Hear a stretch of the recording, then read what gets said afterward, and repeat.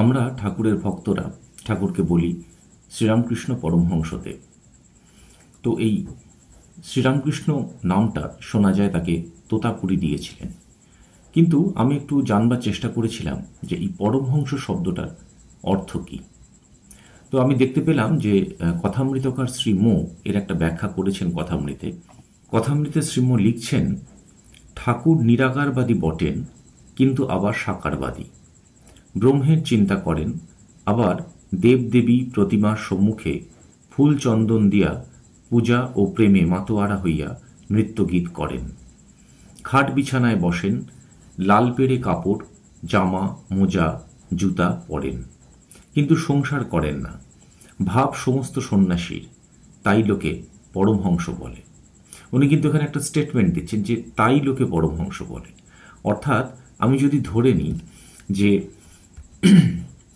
মাস্টারমশাই এখানে একটা পরমহংসের একটা বাহ্যিক চিত্র আমাদের সামনে তুলে ধরছেন, কিন্তু পরমহংসের বৈশিষ্ট্যটা কি, কেন তাকে পরমহংস বলবো, এই প্রশ্নের উত্তর একটু খোঁজার চেষ্টা করেছিলাম বিভিন্ন সূত্র থেকে। তো সেখানে পরমহংসের বিভিন্ন ব্যাখ্যা পেলাম আর কি। তো এটা ব্যাখ্যাগুলো কতদূর যথার্থ আমি জানি না, একটু আপনাদের সামনে পড়ে শোনাচ্ছি। এক জায়গায় বলছে, পরমহংস হল সংস্কৃত উপাধি যা হিন্দু আধ্যাত্মিক গুরুদের জন্য প্রযোজ্য, যারা মোক্ষ লাভ করেছেন। শব্দটির আক্ষরিক অর্থ হল সর্বোচ্চ রাজহাঁস। রাজহাঁস স্থলে ও জলে সমানভাবে দক্ষ।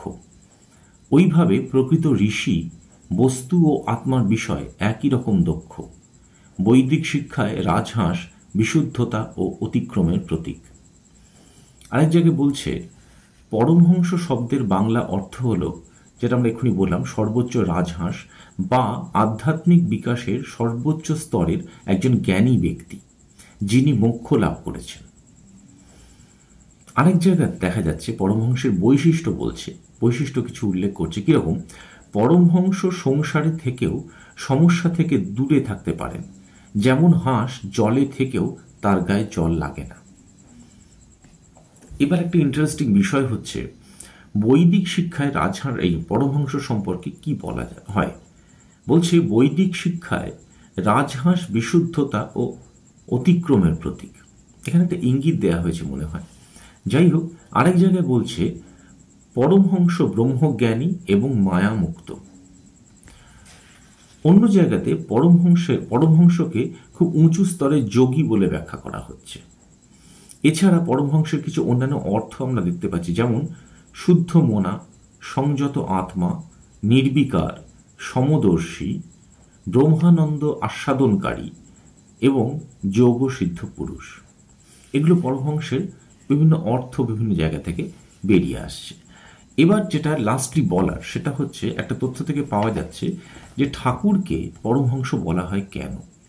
বলছে, শ্রীরামকৃষ্ণদেবকে পরমহংস বলা হয় কারণ তিনি সন্ন্যাসের একটা বিশেষ স্তর অতিক্রম করেছিলেন। বাট এই সমস্ত ব্যাখ্যাগুলোই আমার কাছে খুব একটা স্যাটিসফ্যাক্টরি লাগেনি, কোনো না কোনো একটা জায়গাতে একটু সীমাবদ্ধতা থেকে গেছে। এবার আসি এর একটা বৈজ্ঞানিক ব্যাখ্যার দিকে। আপনারা খেয়াল করে হয়তো দেখলেন যে আমি যতগুলো ডেফিনেশন এতক্ষণ ধরে পড়লাম, তার ম্যাক্সিমামের মধ্যেই একটা হাঁস বা রাজহাঁসের কথার উল্লেখ আছে। তার কারণ যেটা আমার মনে হয়েছে, বা অনেকেই যেটা বলেন, সেটা হচ্ছে এই হাঁস বা রাজহাঁসের একটা বৈশিষ্ট্য হলো, আপনি যদি তাকে জল এবং দুধ মেশানো কোনো তরল পদার্থ দেন, তাহলে হাঁস শুধুমাত্র দুধটাকেই তার মধ্যে থেকে আহরণ করতে পারে, জলটাকে কিন্তু তারা গ্রহণ করে না। এবার এই বৈজ্ঞানিক ব্যাখ্যার পরিপ্রেক্ষিতে আমি ঠাকুরের নিজের একটা কথা একটু পড়ে শোনাই।